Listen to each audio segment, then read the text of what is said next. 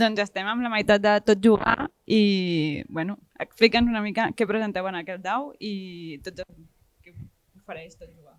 Doncs Tot Jugar fem jocs d'investigació en viu, no per jugar al voltant d'una taula ni davant d'una pantalla, sinó per moure's amunt i avall per l'espai, tocant material, jocs en què sou els encarregats de resoldre un crim, un assassinat, un robatori, una desaparició, etc. Aleshores, aquí sí que tenim una demo d'una d'aquestes investigacions en format taula, és a dir, que tota la investigació passa al voltant d'una taula perquè la gent es faci una miqueta una idea del tipus d'investigació que proposem. Que la gent que coneix Sherlock, que és una evolució d'aquestes investigacions, doncs ja se'n pot fer una miqueta una idea, però tot i així, encara que sembli mentida, hi ha gent encara que no coneix Sherlock i no coneix els jocs que fem, per tant, doncs ens va molt bé ser aquí al DAO perquè més gent ens conegui.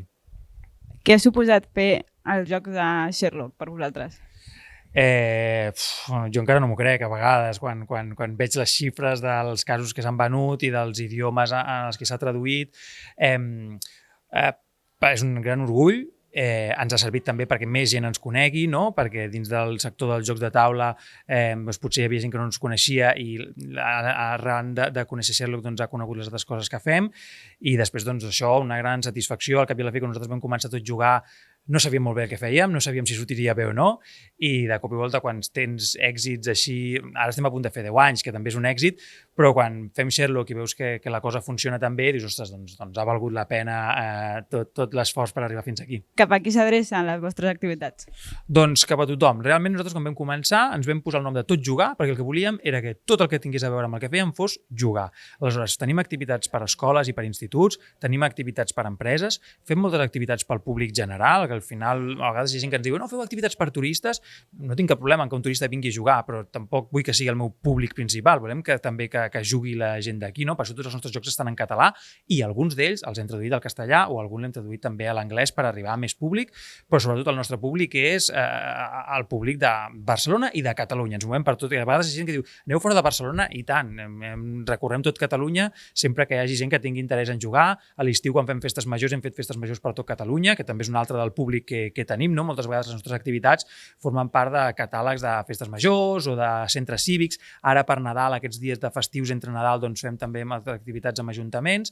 Per tant, tenim un públic molt ampli. Qualsevol persona, entitat que tingui ganes de jugar, que ens contacti, i també fem jocs a mida, que això és una cosa important. A part dels jocs del nostre catàleg, doncs fem jocs a mida per un museu que vol un joc que expliqui una part del museu o tot el contingut del museu de manera lúdica, o un eix comercial que vol un joc que serveixi per moure's per les diverses botigues de l'eix.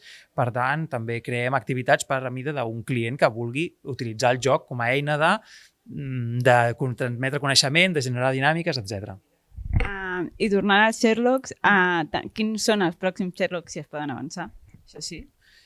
Doncs ens agraden els reptes i com que no havíem fet mai un Sherlock infantil, doncs n'hem fet 2, perquè el Suriguri ens sembla que està molt bé i que no podia ser que estigués solet, que necessitava companyia. Aleshores hi ha dos Sherlocks infantils que estan il·lustrats i estan preparadets, hi ha després qüestions de dates de quan sortiran, això heu de preguntar a GDM perquè nosaltres no ho controlem, però en Josep i jo hem fet dos Sherlocks infantils que tenien ganes i ens fa l'efecte que han quedat bé.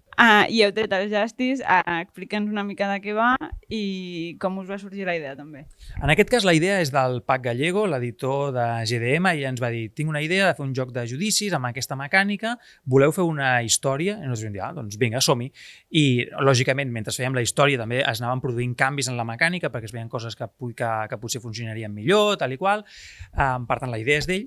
Sí que de les 2 històries hi ha una que és de Jacques l'Esbudellador, coneguda per tothom, que l'ha fet el Sergi Pinyol, i nosaltres hem fet una història sobre Arthur Conan Doyle, que investigant, no me'n recordo com, vam arribar a una història real. Hi ha un historiador britànic que té la teoria que Arthur Conan Doyle no és l'escriptor del Gos dels Baskerville, que ho és un amic seu, i que aquest amic seu, la seva dona, era l'amant d'Arthur Conan Doyle, i que entre els dos l'haurien matat. Aquesta és la teoria d'aquest historiador. Aleshores nosaltres vam dir, això és molt suculent, molt temptador.